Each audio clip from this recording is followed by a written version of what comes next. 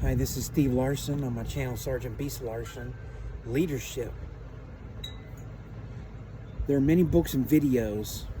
For hundreds of years, they talk about leadership qualities and traits. There's one that is most important to me. Some examples: intelligence, self-confidence, determination. Those are kind of obvious.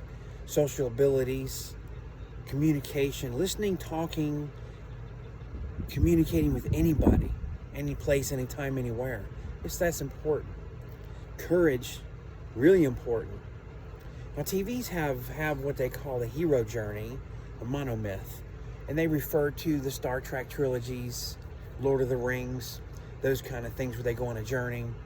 Sometimes it's not going on a journey. Sometimes a journey, an event comes to you. And there are things that happen in people's life. My most important trait of leadership is finding yourself. I'll keep this short. Watch the whole video, please. Truly finding who you are. You take all these other skills once you've found yourself, who you are in here. When all this connects, it comes together. For me, December 2020, after almost 30 years in law enforcement, 29 years in the law enforcement community, my wife and I got COVID. Got really bad after about 4 or 5 nights of burning fevers. She went to the hospital, wasn't breathing. The delirious was unbelievable. I know we talked about things. We tried to talk about things. We didn't make any sense to each other. She was in intensive care. Her breathing was low. Her oxygen was low. Heart stopped, went to a bad place. I laid at home. They sent me home. My heart and oxygen was good. Go home. Heal at home. Not eating, not drinking. She spent 11 days there. About the 8th day, 7th, 8th day, she told me on FaceTime, and I'd call as much as I could. I was afraid looking at her she was going to die. She told me that day, I called for the priest. I want to make sure I talk to the priest today.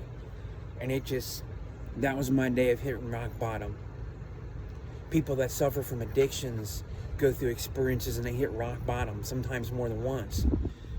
This is what I'm talking about. When that moment of truth, of life coming and going, of death, you figure out things.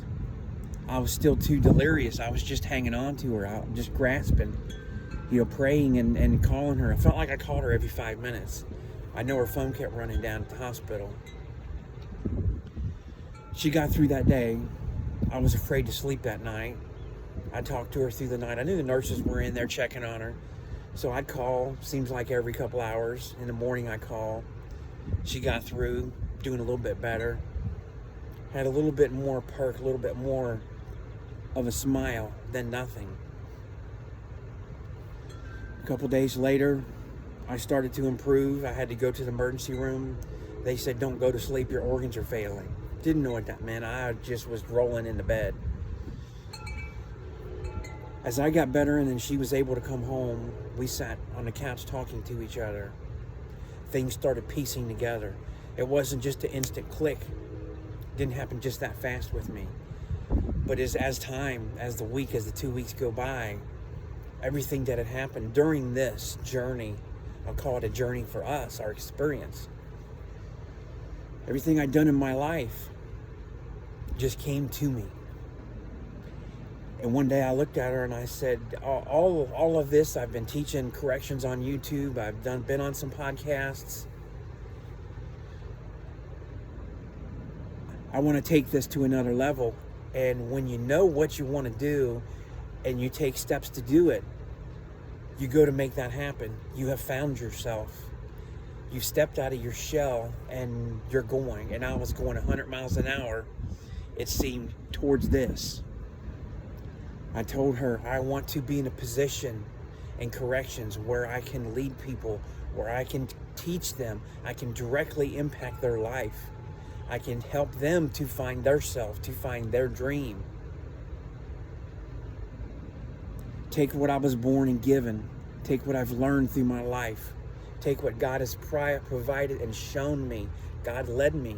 I was to the point in my life where I absolutely listened to God. Didn't ask, didn't talk. I just listened and absorbed.